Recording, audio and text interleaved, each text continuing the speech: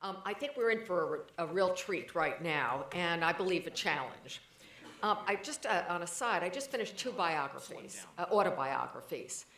One, True Compass by Ted Kennedy, and of course Vicki Kennedy is on our board.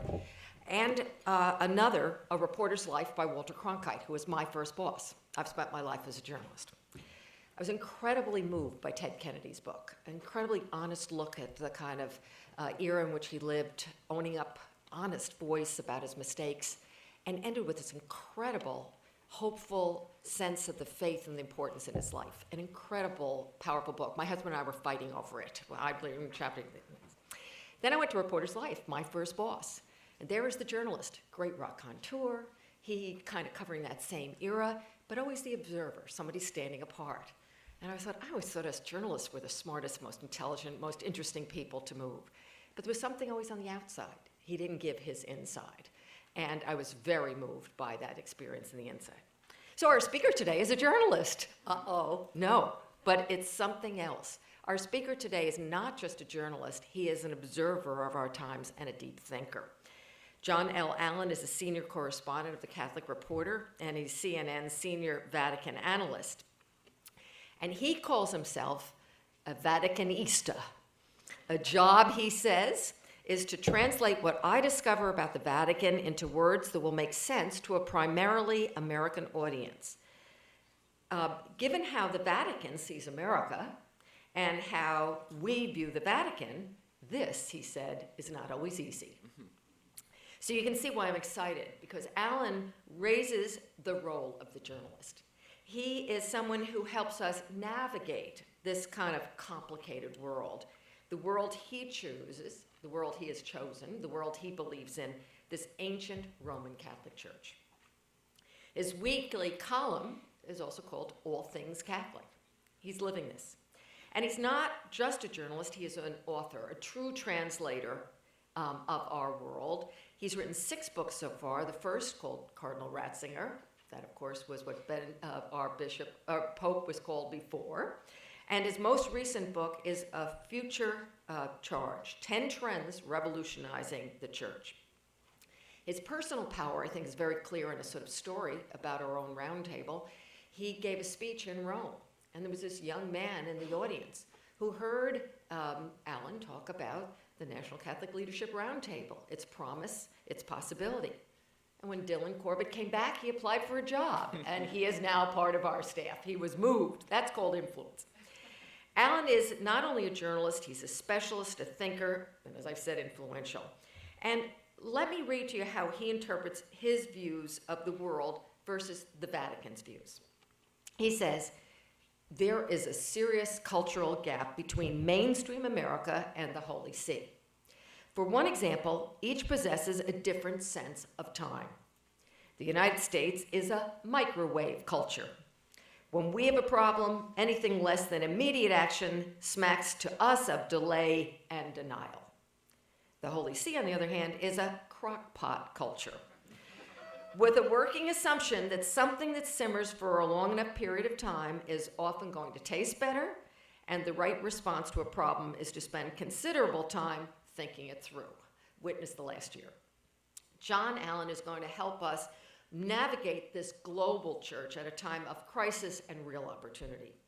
He knows both our cultures. He divides his time between Denver and Rome. But he grew up in America's heartland in Kansas. Let me introduce to you John L. Allen.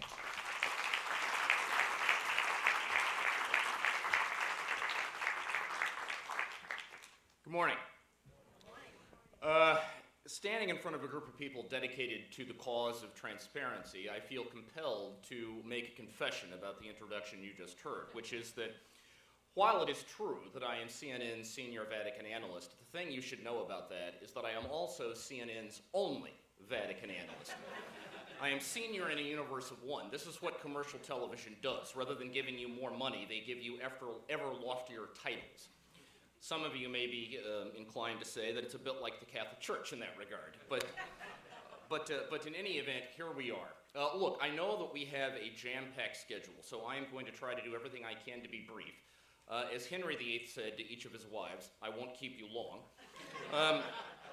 But I do want to start with a brief note of gratitude to the Leadership Roundtable, and not merely for the amazing work you do, which of course we just heard about, and it is remarkable, but perhaps even more than that, for what you represent.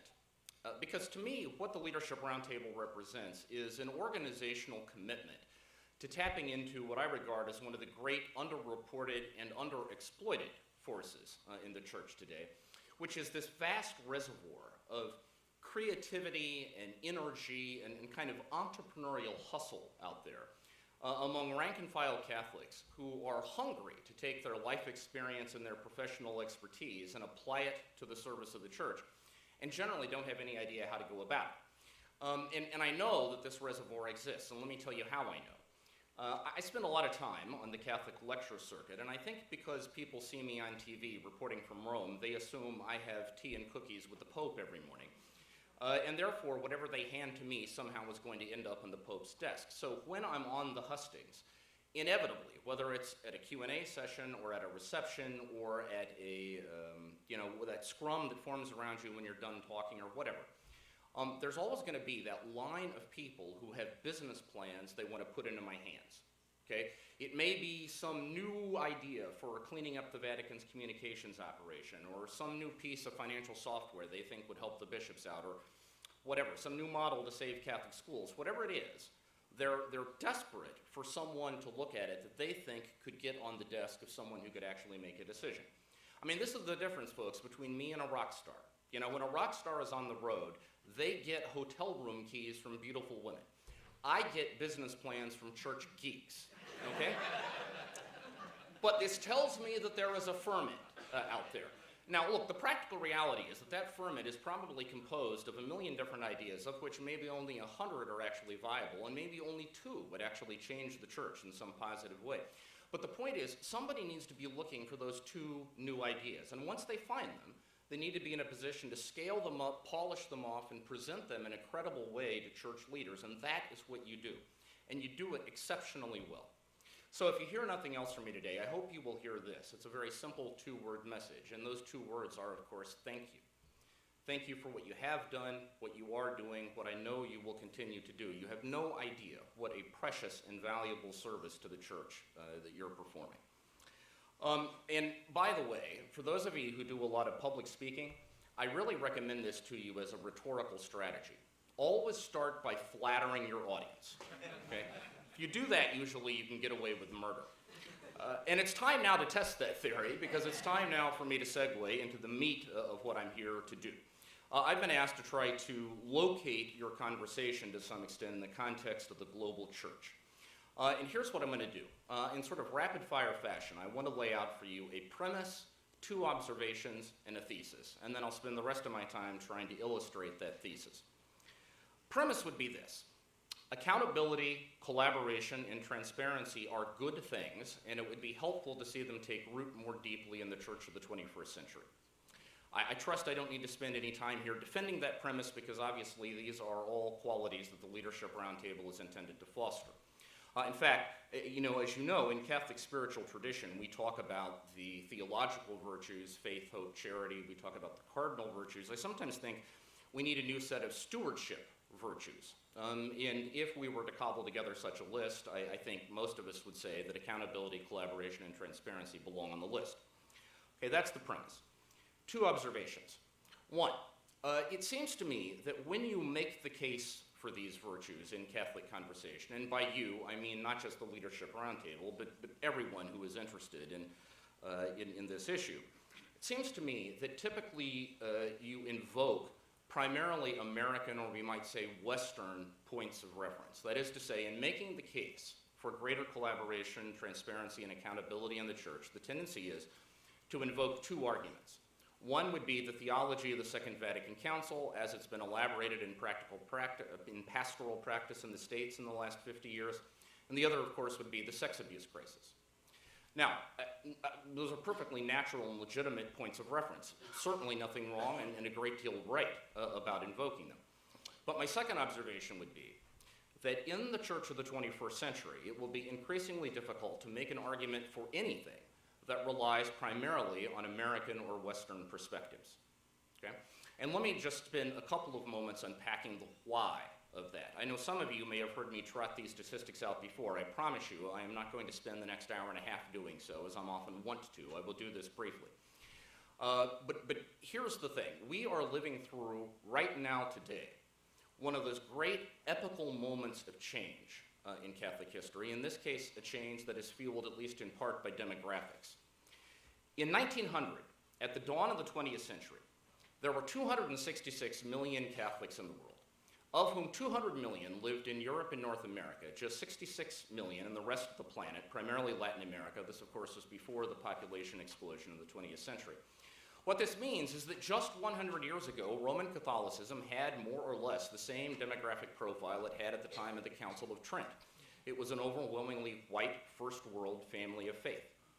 100 years later, in the year 2000, there were 1.1 billion Catholics in the world, of whom 720 million lived in the southern hemisphere, Africa, Asia, Latin America, 340 million in the global north.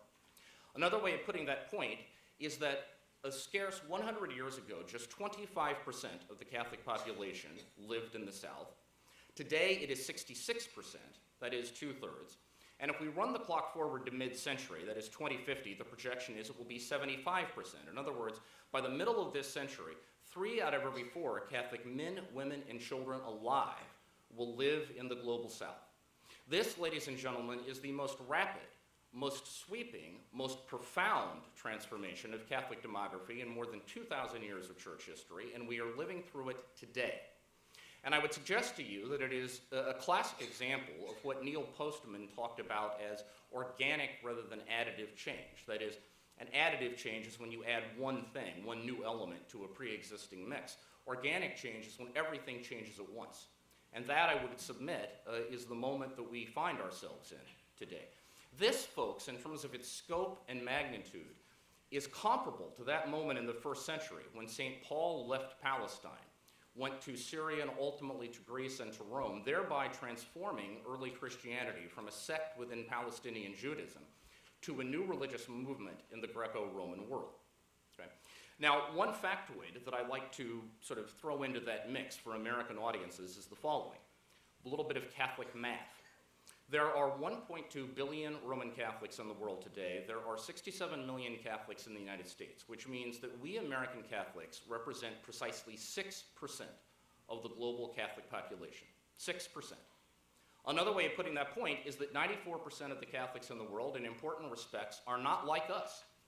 And by the way, if you ever wonder why the Pope doesn't get out of bed in the morning thinking American thoughts, this may have something to do with it. You know, it's a much bigger and more complex church out there. What all of this implies is that increasingly in the 21st century, places like Jakarta and Manila and Buenos Aires and Abuja will be to the church what in the 16th century Paris and Louvain and Milan were. In other words, the centers of new pastoral imagination, new political energy, new theological perspective. And therefore, the bottom line to all of this is that to make a case for anything in this changing church of ours, in this increasingly global church of ours, to make a case for it, one has to operate out of a global perspective. Hence my thesis. My thesis is the following. If the Catholic Church in the 21st century becomes more accountable, collaborative, and transparent, it will be because the argument for doing so was crafted in terms that speak to the experience of the global church. Okay, to repeat that, if the Catholic Church of the 21st century is to become more accountable, collaborative, and transparent, it will be because the argument for doing so was crafted in terms that speak to the experience of the global church. Okay. Now, you may wish to debate that, but for the sake of argument, let's assume that's true. The $64,000 question then becomes, what would those terms that speak to the experience of the global church look like? In other words, how can we craft the case for the virtues that the Leadership Roundtable is intended to foster? How can we craft the case for those virtues in ways that speak to the experience of the Catholic community in other parts of the globe? And I want to spend the bulk of my time giving you 3 concrete examples. Okay? I'm going to look at 3 corners of the Catholic world and what the case for accountability, collaboration, and transparency in those places would look like. Let's start with the Middle East. This fall in October, the dates are October 10th to the 21st, there will be a Synod of Bishops for the Middle East. convoked by Pope Benedict XVI. And the logic for that synod is quite clear. Christianity in the Middle East is on life support. I mean, you probably already know the situation, but if you don't, in a nutshell, Christians have been migrating out of the Holy Land, that is, the traditional land of Christianity's birth, really since the 19th century. But that exodus, and that's really what many people call it, the exodus of Christians out of the Holy Land has been turbocharged over the last quarter century by a lethal cocktail of four factors. One is the ongoing Israeli-Palestinian problem. Two is the rise of Islamic fundamentalism. Three is the political and economic stagnation of the region. Fourth is the practical fact that Christians of the Middle East have access to Western networks of support that other groups don't, and therefore they have a better opportunity to lead. You wrap all of those things up together, it is no particular mystery that the Christian population of the Middle East is hemorrhaging. At the dawn of the 20th century, Christians represented about 20% of the population in the Middle East. Today, depending on who you listen to, it's somewhere between 2.5%, maybe as high as 3.5%, but it is clearly in free fall. The Synod, I had an interview with Cardinal Angelo Scola of Venice yesterday in which he referred to this quite bluntly as the last call for Christianity in the Middle East. And so therefore, the argument for collaboration, transparency, and accountability in the Middle East, this is not about stewardship, ladies and gentlemen. This is not about realizing the theology of the Second Vatican Council. This is survival. This is survival. Because if the resources of the church are not well managed, if they are squandered through mismanagement, through nepotism, if Western donors turn off the spigot because we lose confidence in the ability of church leaders in that part of the world to manage resources responsibly, those resources are not going to be replaced. And it will accelerate what is already, in some ways, a death spiral for the church in that part of the world.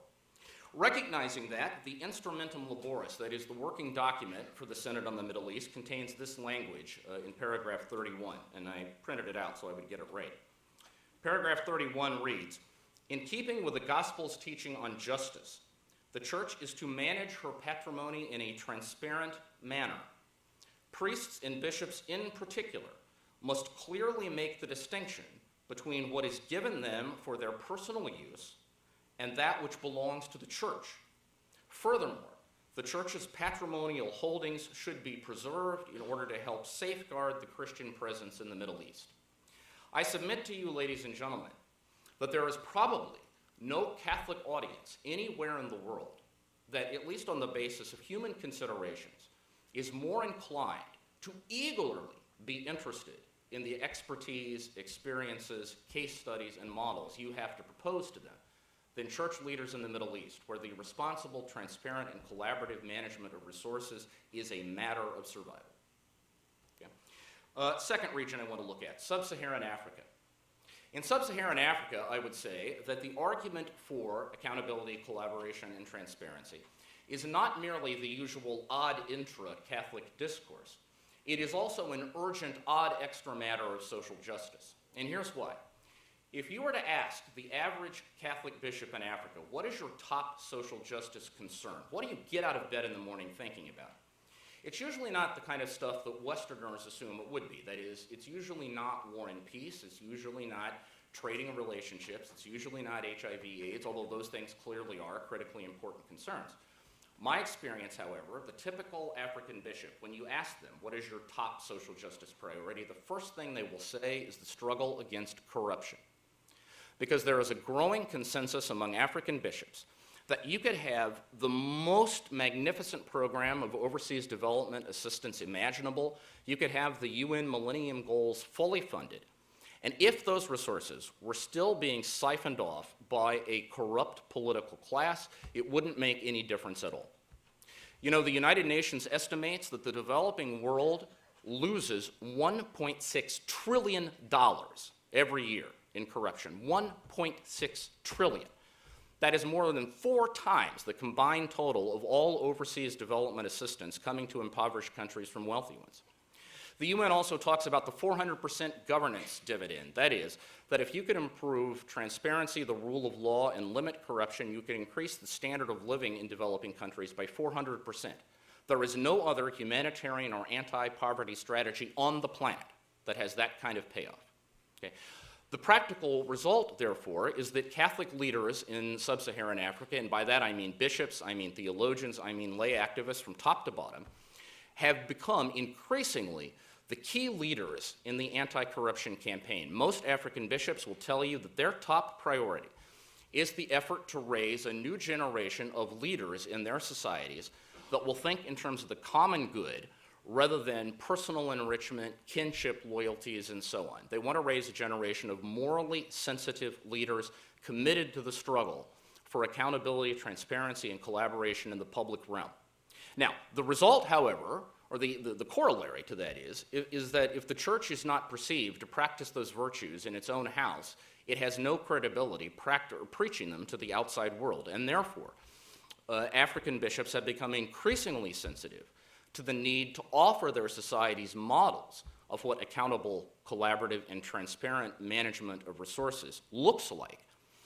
Because they are concerned that if they are caught, pardon the crude image, but if they are caught with their pants down on these issues, that is, if there are scandals about how the church manages its resources, how it manages its personnel, and so on, and they do crop up from time to time, that hobbles their effectiveness in the public realm, making the argument for an end to corrupt styles of management. So for them, the resources that you have to offer, the perspectives you have to offer, the kind of things you're working on, this is a critical social justice concern. Okay? It leaks out of the church's internal life, and it becomes the kind of tip of the spear in terms of the argument they're trying to make for the broader public realm. All right, final part of the world I want to look at is India. India, as you know, is obviously poised to be one of the new poles in the multipolar global system that is taking shape. From a Catholic point of view, it is one of the great success stories of the 20th century. The Catholic population of India at the dawn of the 20th century was around 1 million. Today it is 17 million. It is projected to be 30 million by mid-century. That, by the way, will make India the fourth largest Catholic country on the world in which English is a dominant language. There will be more English-speaking Catholics in India by mid-century than in Great Britain, Ireland, Canada, and Australia combined. Okay. So it is clearly going to be not only a major power on the global stage, but a major power in the Catholic world. And, by the way, the church grew at a rate well ahead of overall population growth in India during the 20th century. And that is in large part because it became the religious destination of choice for a growing percentage of the Dalits, that is, the untouchables in India. Those 17 million Indian Catholics today, about 65 to 70% of them actually come from the untouchable class. They saw Catholicism as an escape route, actually, an antidote to the religious oppression they experienced within the dominant religious traditions of India, of course, predominantly Hinduism. And so, in some ways, the growth of the church is not only wonderful simply because it means there's evangelical successes being done, but Catholicism in India is also a great social justice story. It has become the kind of refuge for the Indian underclass, and it is to the church's internal credit that we've provided space and outreach for that population. It is, however, also a population in many ways under siege. And therefore, in the Indian context, the argument for accountability, collaboration, and transparency becomes one of self-defense. Because India is also characterized these days by a rising tide of Hindu nationalism, Hindu radicalism, which at times becomes violent, but is overtly committed to the effort to try to hem in the expansion of Christianity, and if it's possible, to roll it back. And the standard argument that is part of what they call Hundatva, the kind of gospel of Hindu nationalism, the standard anti-Christian argument is that Christians in India are buying converts. That is, they are using Western financial resources in order to proselytize, that is, to sort of dangle financial incentives and enticements in front of India's impoverished masses in order to convince them to become Christian. And in that context, therefore, the ability to give a credible public rendering of how the church uses its resources, to do it in a way that is transparent, that is accountable, and that can withstand the critique of even the church's most embittered critics. That is a kind of data-driven, objective, empirical accounting of the management of resources.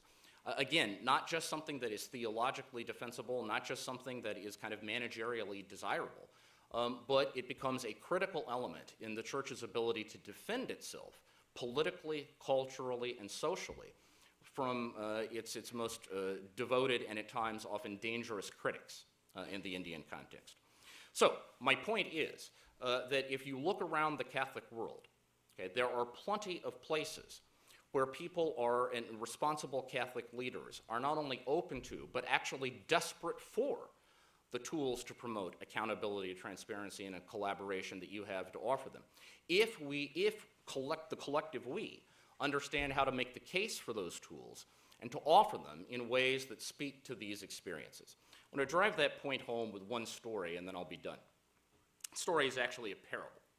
The parable goes like this. It's set in the jungle, okay? And one day, the lion, who is king of the jungle, is feeling particularly self-assertive. And so he walks out of his cave, and he sees the monkey swinging through the trees, and he says, "Hey, monkey, who's in charge in this jungle?" And the monkey says, "Well, of course, you are, Your Majesty." And the lion says, "That's right, don't you forget it." And then he sees the serpent slithering through the trees, and he says, "Hey, serpent, who's calling the shots around here?" And the serpent says, "Well, of course, you are King Lion." And the lion says, "That's right, and don't forget it." And then finally he sees the bull elephant. And so he walks up to the bull elephant, and he says, "Hey, elephant, who's in charge around here?" And the elephant gets this smile of bemused condescension. He picks the lion up with his trunk, swings him around in the air, brings him crashing back down to earth on his head, and then slowly lumbers off into the distance. And as he does so, the lion gets up, dusts himself off, and yells out after the elephant, "Hey, look, just because you don't know the answer is no reason to get an attitude." Ladies and gentlemen, the parable is intended to illustrate the importance of perspective, okay, the importance of perspective. If we start with a set of assumptions about what's going to drive behavior, about how the world works, and insist on imposing those perspectives and those assumptions on experience, it is a prescription to end up on our head in the jungle, brought crashing down by a bull elephant. Okay. On the other hand, if we allow the experience of global Catholicism to speak to us, if we start with that experience and then craft our proposals and our initiatives in ways that respond to that experience, that, ladies and gentlemen, is a success strategy for Catholicism in the 21st century. Thank you very much.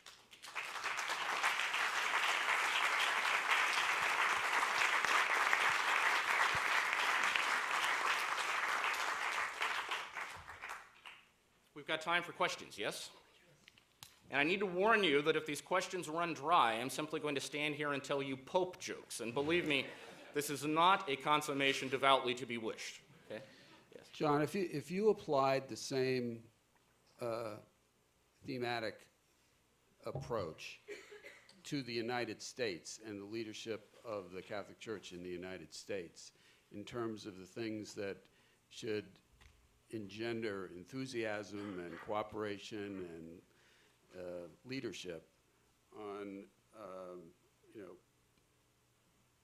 accountability, collaboration, and transparency, what do you think? How would you apply that to the bishops of the United States? Well, I mean, first of all, the demographic dynamics I described of the global church are increasingly our dynamics too. I mean, if you look at the most recent Pew Forum study of religion in America, it projects that 2030 is going to be a watershed moment for Catholicism in the United States because it will mark the first time that whites are no longer a statistical majority of the American Catholic population.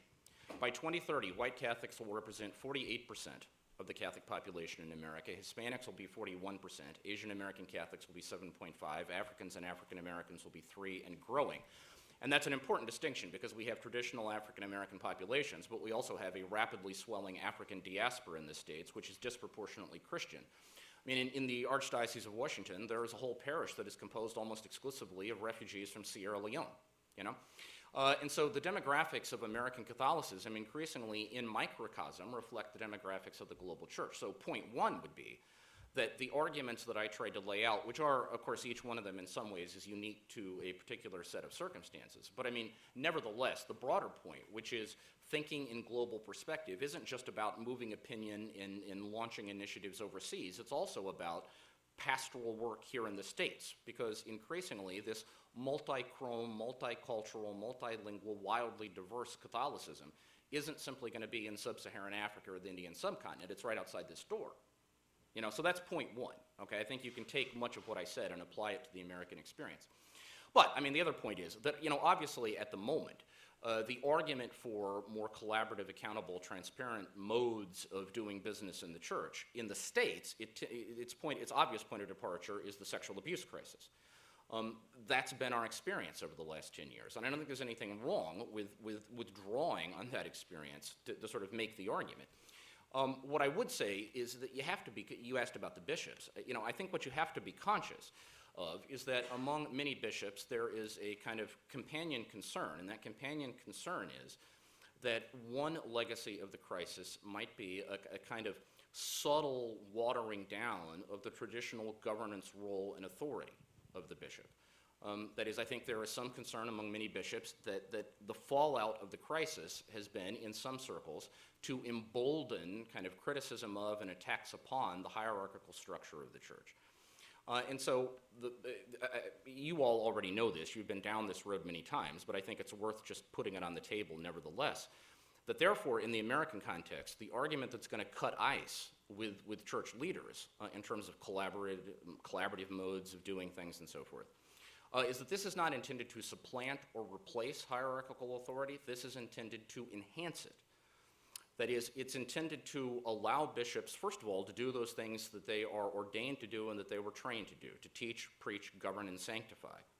Okay? And second, it's intended to ensure that the moral credibility of the bishops is not undercut by scandals and embarrassments and crises that we could avoid through more intelligent modes of managing our resources and doing business. So my point is, I think to move this argument forward in the American context right now, yes, it has to begin from the sex abuse crisis, or at least that's part of the picture. But it also has to begin with understanding psychologically how bishops think about and approach the crisis. And I think what you would find is that most of them have certainly fully committed, fully on board conceptually with the idea of figuring out more transparent and accountable and effective ways to do things. But that is wedded with this concern about making sure that ultimately the governance authority of the episcopacy isn't eroded. And the winning strategy is, the winning way of crafting this argument is to be able to hold those two things together and show how one serves the other.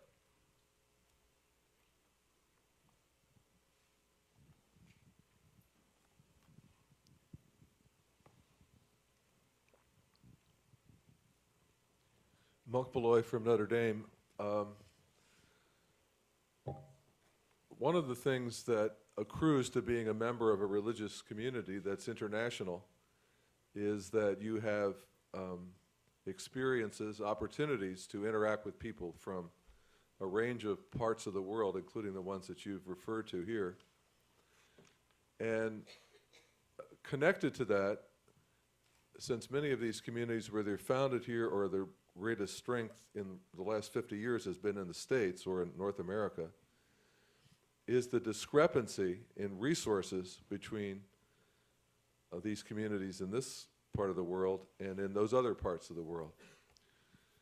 So that when you have a community with a strong educational tradition, there are a number of Jesuits here, it'd be one example, Holy Cross would be another, Dominicans, whatever, you can go through a list of religious communities that are like this, male and female. One of the gifts that we have to give is education, and so you see people coming and being educated in this part of the world or in Europe, and then returning. But when they return, one of the challenges is that they have inherited certain structures and expectations for resources.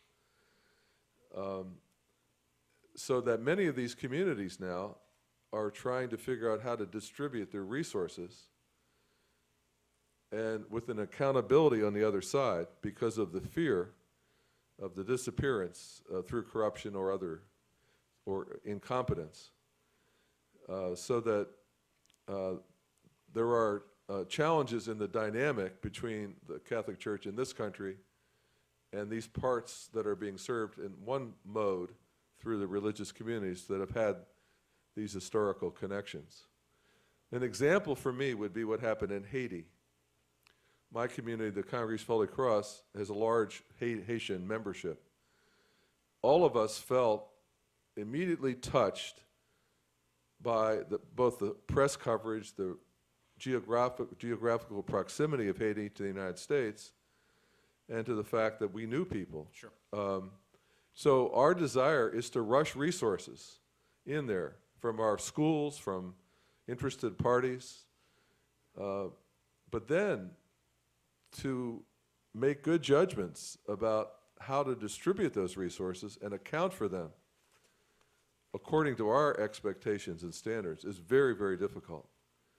And so one of the things that's happened in Haiti is a kind of building a reservoir of resources that can't be used in the short term because they're just incapable of being put to good use for a variety of reasons immediately. So I guess my point is, I think what you learn when you travel and interact and are part of a large congregation that has a growing membership in India and sub-Saharan Africa and Latin America and so on, is the challenge of educating people according to the standards here, people that were born and raised, but some of whom have been educated within our context, so that they can make the appropriate cultural transitions. And when they appeal for greater resources in circumstances where they're simply not available from the local membership of the church, to make sure that it's not a corrupting factor within the church itself. So I would reinforce the point you made, but just simply suggest that from my experience, it's a very complicated matter, and the need is tremendous for accountability and for the proper distribution of resources when they go across continents.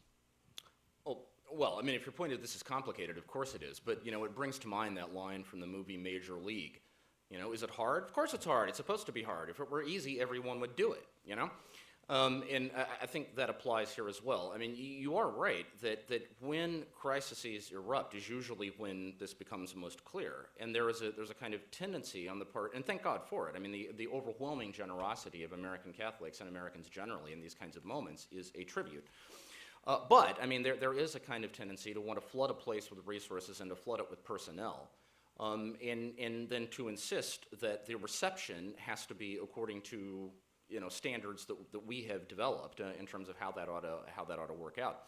And it's complicated business to negotiate that place by place. I guess the one caution, the one note that I would add while affirming everything you say, is that my experience of moving around the Catholic world is that there is a kind of love-hate mentality out there about American Catholicism. I mean, on the one hand, there's enormous admiration for the resources and for the accomplishments of the Church in the United States, but there's also is a kind of resentment sometimes about when this, of course, piggybacks on broader perceptions of the United States, that, we like to get our own way all of the time, and that we sometimes get our way in a disproportionate sense.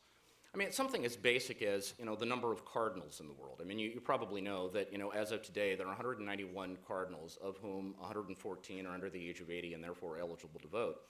Of those 114 electors, 13 of them are Americans. 13. I mean, that's the second largest national bloc in the world beyond Italy. In the conclave of April 2005, there were 115 cardinals who voted. There were 11 Americans, which was more than all of Africa. And so there are a lot of people in the Catholic world who sort of look around, and their impression is that, and I mean, just to connect it to the sex abuse discussion, I would say part of the debate about the American norms that erupted in 2002 and that still goes on in Rome in many ways was related to the perception that the norms that were adopted in the United States, the heart of which, of course, was the one strike and you're out policy, that those are a departure from canonical tradition. And it was another example of the American Church insisting on playing by its own rules and being given the green light to do so by church authorities. So, what we're dealing with when we try to work out solutions with the global church that can satisfy our concerns about proper stewardship of resources, but also respond to the very real inequalities, Father, you're talking about. Part of it needs to be the sensitivity to the fact that there are pre-existing impressions out there that the American Catholic Church sometimes already carries far too much weight, a disproportionate sort of influence at the policy-making level of the church, and that you have to wade through those perceptions. Make it clear to people you're interested in working out solutions with them rather than imposing them on them. I think once you do that, once you get over that hurdle, it becomes easier collaboratively to build in the kind of safeguards you're talking about. But you got to be aware that when you move around the Catholic world, you are carrying the American flag on your shoulders, and that is a kind of an ambivalent experience in many places. Could I just say one other thing? It's about facts. I distrust the facts of the demographic claims about the size and scale of Islam and Christianity and Catholicism. It seems to me they're based on one reference point, whether somebody was ever baptized. Well, not in Islam, clearly, but yeah. Well, recorded as that. And through much of Latin America, it's not clear that there was any connection between a one-time event and the capacity of the church to be available to that person catechetically or any other way, so that if you take a country like Brazil, it's easy to make it a mega presence in the life of the Catholic Church Universal in a way that I think does not correspond to the reality of the way the No, church you're is right. These are informed. baptismal counts. They don't Yeah. correspond to levels of religious faith and practice, but they're the measure that we have. Yeah, okay. They what they reflect at a minimum way is somebody who has been touched by the Catholic Church at some point, has some kind of, however minimal, connection to the church. But you are right. I mean, Latin America is traditionally, although I think this is changing to some extent, traditionally has been the great example of a region of the world which is overwhelmingly Catholic, and yet actual levels of faith and practice are remarkably small. And this is in part because there has long been a kind of clericalist pastoral model and so on. I mean, part of it is just practical. I mean, here's another factoid in terms of facts. I think sometimes in the American church, we are tempted to believe that the solution to the priest shortage is going to be the importation of priests from abroad. And of course, the presence of international priests is a defining feature of the church of our time. I mean, it is a fact that 1 out of every 6 priests in the United States currently serving in a pastoral assignment was born overseas.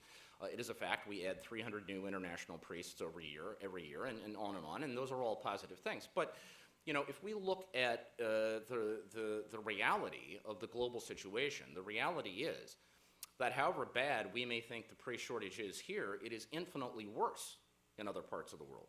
In the United States, again, relying just on the baptismal numbers, we have a ratio of priests to people of 1 to 1,300. That is, we have 1 Catholic priest in America for every 1,300 baptized Catholics. You know what it is in South America? It's 1 to 7,800. 1 to 7,800. In sub-Saharan Africa, it's 1 to 5,500. In Southeast Asia, it's almost 1 to 9,000. And yes, I mean, the church, certainly in sub-Saharan Africa and India, is growing, but it's growing in a way, the dynamic is that we are baptizing people much more rapidly than we're ordaining them. From a systems analyst point of view, I mean, you look at the Catholic Church, 2/3 of our people are in the global south, but 2/3 of our priests are in the global north. Doesn't make a lot of sense in some ways. And so my point simply here is that there are reasons why, in Latin America particularly, levels of faith and practice have often historically been low. Part of it is chronic shortages of clergy. The typical Latin American pastor I know is not only working in one of these mega urban parishes where he's got, 30,000 families to worry about or something, but he's also serving satellite, 6 or 8 or 12 satellite parishes out in the hills that he may be lucky to get to see once every 6 months, in addition to which he's probably teaching a half-time course load at the seminary, and he's also moderating 6 or 7 lay movements. I mean, in that situation, the ability to deliver kind of routine pastoral care in a way that can nurture and sustain an active life of faith is obviously very complicated. And patchwork. What I would say, since we're on the subject of Latin America, however, is that I do think there is some case for hope about what's going on in the Latin American church. I mean, if you look at the numbers, percentages of mass attendance have been going up for the last quarter century. The number of lay movements has been increasing. There is slight growth, a slight uptick in terms of vocations to priesthood and the religious life. And in part, you could say, well, that's Vatican II finally arriving in Latin America, and there's some truth to that. But I think the more practical reason for it is market competition.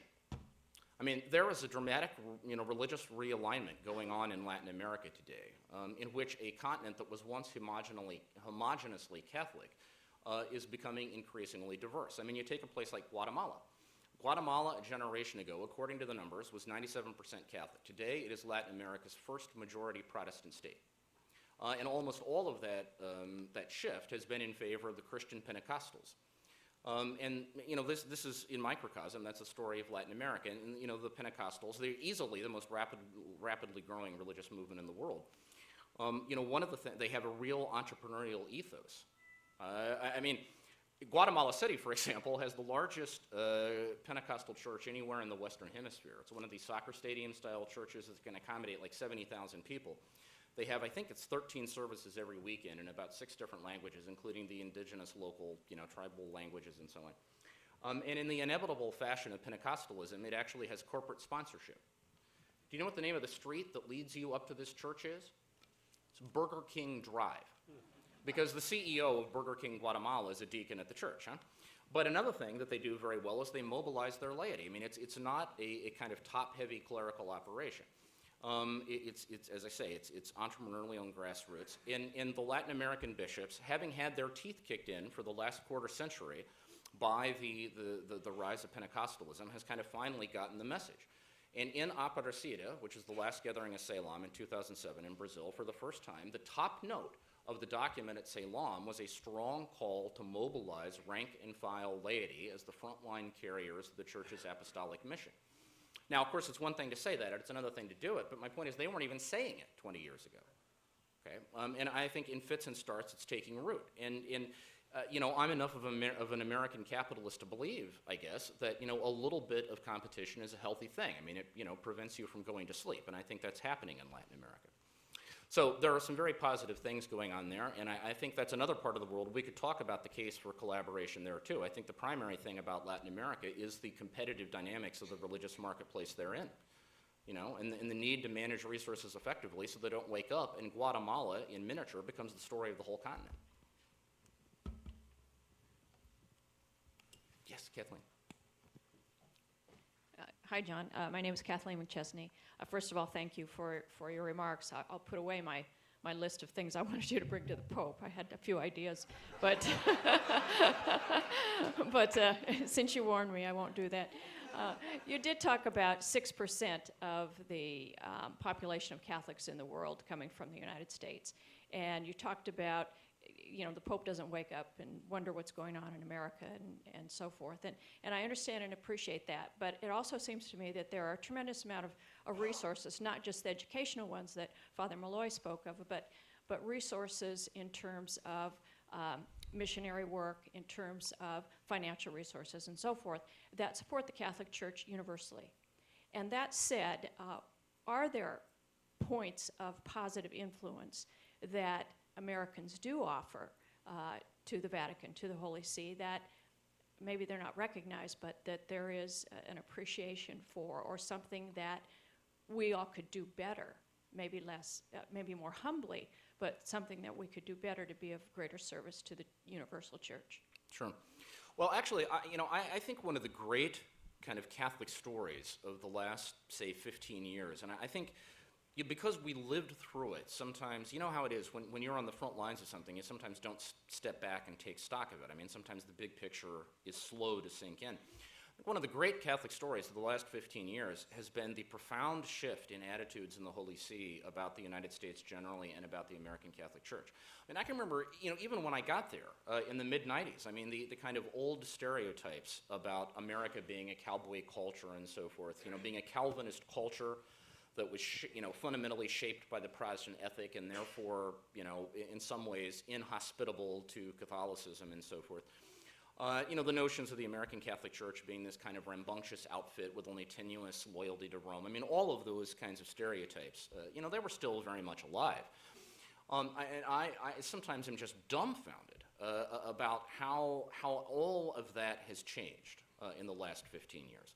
I mean, today I would say that the typical person in the Holy See, certainly Benedict XVI, I think I think you can make a very good case that Benedict XVI is the most pro-American pope in the history of the Catholic Church. And I think that reflects a kind of culture shift in the Holy See, where today, if anything, I sometimes think they have an overly romantic and a perspective that is imbalanced in a positive direction, of the realities of the United States and the American Catholic Church. And I think there are several things that explain that. But certainly one of them has been, what's happened in the European Union over the last 15 years. I mean, there is a perception of a kind of, runaway hyper-secularism afoot in Europe that has obviously been devastating for, religious faith and practice. People talk about an ecclesiastical winter in Europe. By comparison, the situation in the United States looks pretty good. I mean, we may sometimes bemoan the fact that nationally, Catholics, only 25% of Catholics on average attend Mass every Sunday, but you compare that to much of Europe and it looks remarkably good. I mean, in France, the number's like 5%. In Belgium, it's about 3.5%, and so on. And so, the United States for them looms, I think, as the great model of a developed nation where secularism has not yet completely laid waste to the sort of public relevance of the faith. And if you want a moment that crystallized this, I would give you the fall of 2004. You remember, of course, for us, that was the Bush-Kerry election, right? But the big political story in Europe in the fall of 2004 was the nomination of Rocco Buttiglione, who is an Italian politician, very well known. He was a good friend of John Paul II. It was his nomination to become the new European Commissioner of Justice. What happened was that after that nomination was made, Buttiglione gave an interview to a French newspaper in which, La Croix, in which he was asked, A, are you opposed to abortion? And Buttiglione's answer was, well, I mean, as a Catholic, I'm personally opposed to abortion, but that's separate from my public role. I wouldn't impose that as a matter of civil law. I mean, and this was the classic pro-choice Catholic Democrat answer in the States, And secondly, he was asked, what are your feelings about homosexuality? And he said, well, again, as a Catholic, I'm morally opposed, but again, that's separate from my role as a public official. And on the basis of those two answers, this became a cause célèbre, on the basis of his personal moral opposition, not his policy positions, but his personal moral opposition to abortion and homosexuality, Buttiglione ended up getting blackballed as the European Commissioner of Justice. And ironically, that vote came down the day before the election in the United States, where you will remember John Kerry's big problem is that he wasn't Catholic enough, right? I mean, that election was decided on faith and value issues, and at least that was the kind of ex post facto handicapping of it. My point is that a lot of Vatican officials looked, okay, you've got a climate in the United States in which somebody has to be credibly religious in order to get elected to public office. And you've got a climate in Europe in which being credibly religious is almost enough to ensure that you cannot hold public office. And comparing those two things, they've drawn the conclusion that the United States is really the best game in town, And so what my perception is, therefore, that we are in a moment in which the kind of outlook on the American Catholic Church and the Holy See is fundamentally, and I think pervasively, positive. I mean, some of those old concerns are still alive. They haven't completely gone away. And, Vatican officials who don't come from the United States are as susceptible as people from any other part of the planet to harbor a certain kind of ambivalence about what they see as America's excessive throw weight and influence and insistence on doing things its own way and all that. But fundamentally, I think the disposition is extraordinarily positive. And so therefore, I think it creates a moment in which initiatives, ideas, new energy that come out of the American Catholic experience, there is an openness to that in the Holy See that is just qualitatively new. Now, that has to be held in tandem with the fact that, the job number one, both for the pontificate of John Paul II and for Benedict XVI, was what I've described as, evangelical Catholicism. That is, this attempt to kind of foster a strong sense of traditional Catholic identity. So they will be discerning things that come from here, like they would be discerning things that come from any place else, about whether it seems to threaten or imperil or somehow compromise that identity. But if you can kind of pass that smell test, I think there is even an eagerness, actually, for kind of momentum coming out of the States being translated into, something that could affect the global church. Haiti actually is a good example. I mean, Cardinal Cortez in Cor Unum actually, without asking CRS, what it felt about this, essentially put CRS in charge of, the global Catholic relief response to the Haitian tragedy. And there were complications with that. But my point is that it reflects a kind of vote of confidence about the kind of dynamism of the American Catholic Church in contrast with the church in Europe that is I think is a very strong culture-shaping force in the Holy See these days.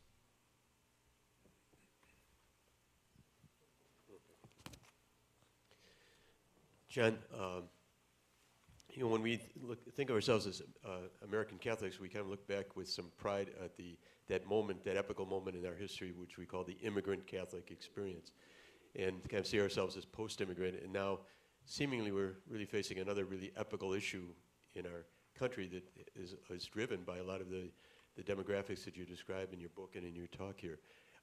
Talk to me about your prospects or your outlook for us really taking this epical moment of the new immigration experiences in the American Catholic experience and making this a moment of not only challenge but opportunity for us. What do you see as some of the things that would make this, when we write the history book 100 years from now, say this was the American Catholic Church responding again very pastorally and imaginatively to this epical issue? Well, I mean, there's no doubt that in some ways demographics are taking a sizable chunk of the Catholic Church in America in the 21st century back to where it was in the 19th. That is a primarily blue-collar immigrant church. And, one would hope that would unleash kind of new energies in the 21st century American Catholic experience comparable to what happened in the 19th century. But, you asked, how is this going to play out? To be honest with you, I'm not sure. And let me tell you what my concern is. My concern would be that the changing demographics of the American church, rather than kind of beckoning us into a new moment, will simply kind of extend and prolong the current moment. And the current moment I would describe as one of tribalization. What I think is that if you had that kind of hypothetical sociologist from Mars who were to parachute down to the United States and try to do a study of the Catholic Church in the United States, what he, she, or it would conclude is that there is no such thing as Catholicism in the United States. What we have are Catholicisms. We have multiple Catholic churches in America. I mean, what we've got is we've got the neocon church, and we've got the liturgical traditionalist church, and we've got the Reform crowd, and we've got the Peace and Justice church, and on and on. And in principle, of course, all that diversity is an enormously positive thing. But where it becomes unhelpful is when those tribes stop communicating with one another and actually come to see one another as the enemy. And all too often, as we are all painfully aware, that is our situation. I mean, the practical reality is that those different churches in America tend to inhabit their own worlds. They go to their own conferences. They have their own speakers. They read their own journals. They have their own, they have their own websites, and on and on. And the truth is that they have moved so far down separate paths that in the rare moment when people who inhabit two of these different tribes come into contact with one another, not only would they have differences of opinion, they wouldn't even agree upon what's happening. They'd have completely different senses of what's actually going on in the church. I mean, the raw material for conversation often isn't there. My concern would be that the changing demographics of the church will simply increase the number of tribes that we have in the landscape, but won't fundamentally alter the lay of the land. That is, that in addition to the neocons and the call to action crowd and on, we will now have, the Bolivian Catholics in the States, and we will have the Brazilians, and we will have the Vietnamese, and they will all they will learn from the way American Catholicism works. They will hold their own conferences and have their own publications and have their own conversations and minimize their interaction as much as possible with everyone else. Is that a plausible, possible trajectory?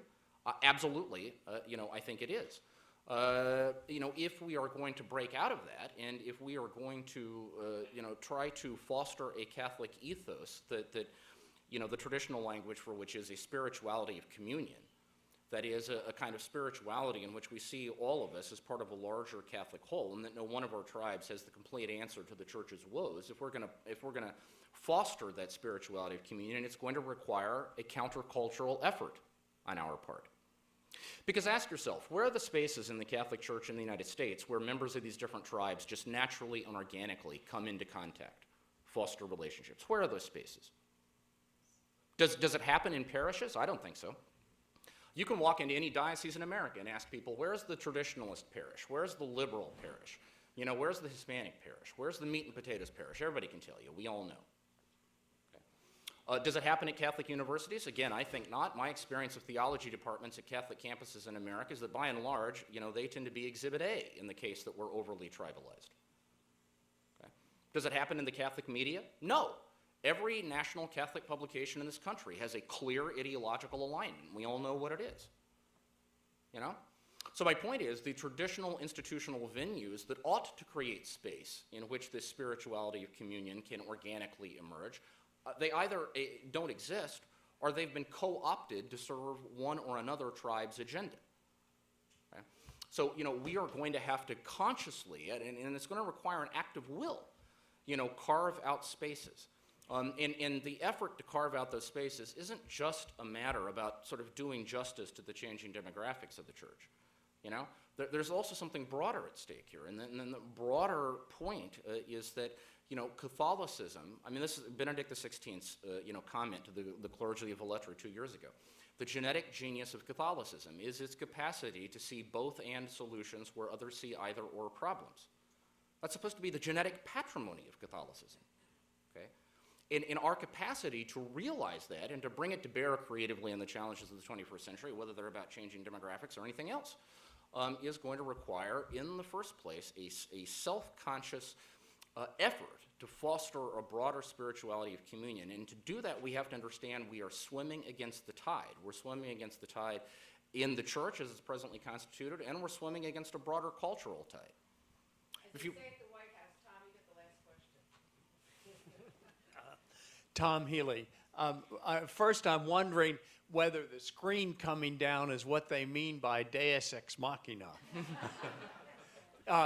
John, my question is about communications, and particularly I want to tie it to the European sexual scandals of the last couple of months, which we should thank British Petroleum for moving off the front page of the international press. But my question's in two parts. Has anybody in the Vatican ever, let me back up 1 second, most in this room would consider that a huge communications failure on the part of the Vatican. So 2 parts. Has anybody in the Vatican ever asked you, as an expert in this, how can they communicate better? And part 2, whether they have or not, if somebody did ask you that question, what would you recommend to the Vatican? Well, first of all, I'll give you my soundbite. Usually when people ask me, what do I think of the Vatican's communication strategy, I say, as soon as I see evidence they've got one, I'll tell you what I think about it. I mean, you know, the practical reality is, you know, it's been a mess. And, you know, it's been a mess for a long time. I mean, you know, I think we succumb to the mistaken perception that when we had John Paul II, and, you know, when we had Joaquin Navarro-Valls as his portavoce, that is his spokesperson, somehow the corporate communications difficulties of the Holy See had either been solved or were at least moving towards resolution. Not so. I mean, you know, the communications capacity of the Vatican under John Paul and Navarro-Valls were very closely tied to the personal charisma of those 2 individuals. You know, and once they're gone, the whole thing is gone. You know, I love to tell the story of John Paul. When Lech Walesa met him for the first time after his election to the papacy, this was in '81. Poland wasn't quite yet under martial law, but it was moving in that direction. Things were very dicey for Solidarity. Walesa and some other Solidarity officials came to the Vatican for an audience with John Paul. And I don't know if you've ever been in one of these kind of semi-private audiences with the Pope, but, you know, the way it works is that the people who are attending get brought in and they get seated in rows. Then the Vatican entourage comes in and takes seats on either side of the Pope, and then the Holy Father comes in. And, you know, then and only then, you know, do people stand up and applaud. The Holy Father sits down. And then somebody gives a talk on behalf of the group, the Holy Father gives a little talk, and then only at the very end do you get up to become the first couple rows of VIPs to be introduced to the Pope. Well, somebody had obviously failed to brief Valenza on this protocol, or he just didn't care, because the moment that John Paul walked into the room, Valenza rushed him, threw himself at his feet, grabbed his ring, and planted a big, wet, sloppy kiss on it. Okay? Now, precisely because this wasn't in the script, okay, the legendary Vatican photographer, Arturo Madi, wasn't expecting this to happen. He was out of position. He was changing a roll of film, okay, so he didn't get the shot.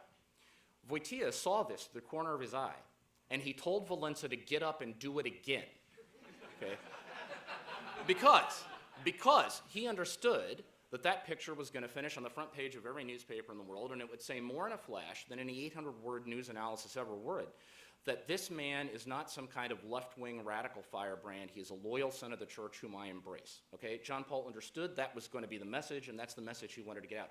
My point is, you know, unfortunately, that was kind of one of those unique, almost freak of nature sorts of things, that, you know, we had a pope who had the capacity to put the entire church, from a communications and PR point of view, to put the entire church on his back and carry it forward. And he appointed a director of the Vatican Press Office who was of the same mindset and had the same capacity.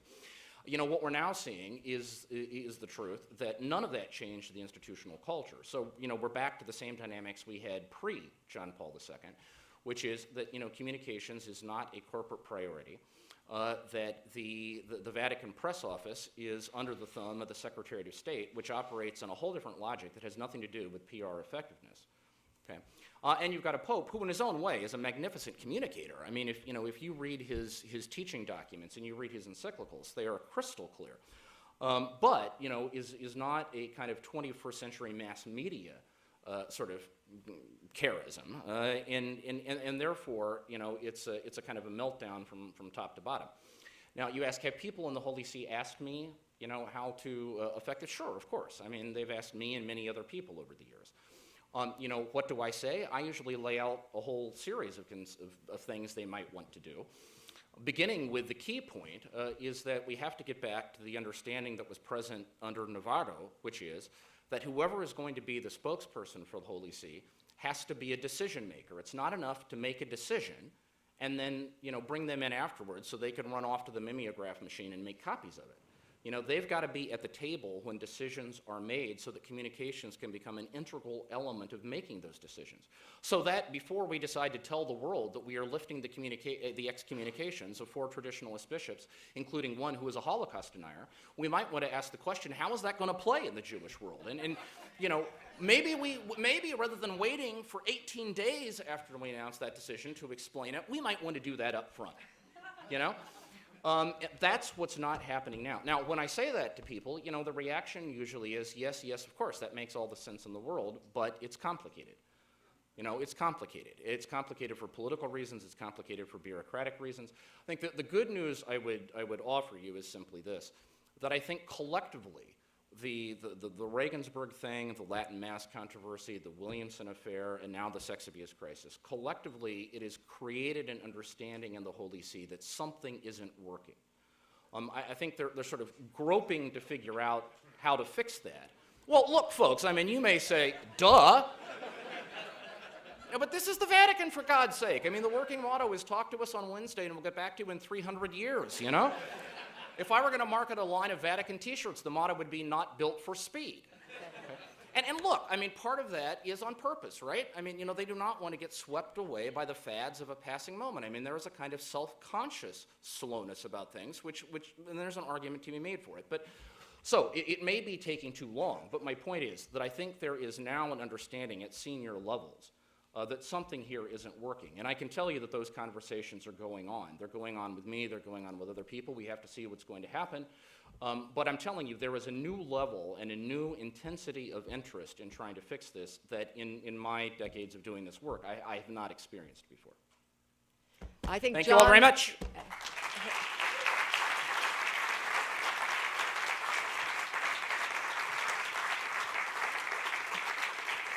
John, I think you've given journalists a good name. Thanks.